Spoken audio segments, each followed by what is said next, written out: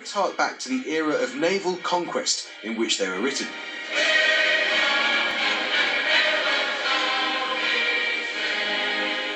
The rules are... Over the past few months, many broadcasts, including the BBC's, have adapted because of the pandemic. Is it not time to allow people to make decisions? But with no audience in the Albert Hall and just a few socially distant singers, the BBC says that for practical rather than philosophical reasons, the words will this year be dropped.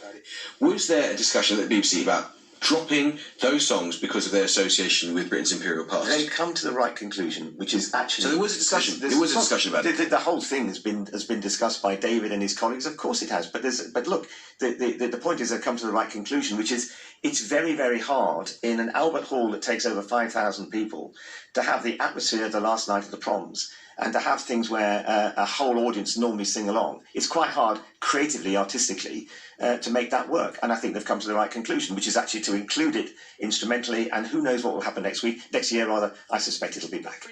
Some argue that a modern, multicultural country shouldn't be celebrating empire.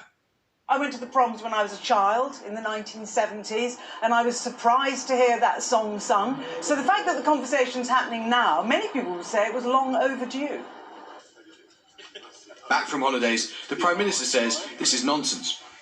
If it is correct that the BBC is saying that they will not sing the words of Land of Hope and Glory in Rule Britannia, as they traditionally do at the end of last night of the proms, I think it's time we stopped our cringing embarrassment about our history, about our traditions, and about our culture, and we stop this general bout of self-recrimination and wetness.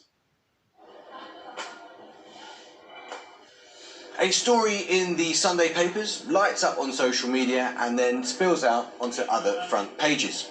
Something strange is happening here. Call it our historical reckoning, or a culture war, if you will.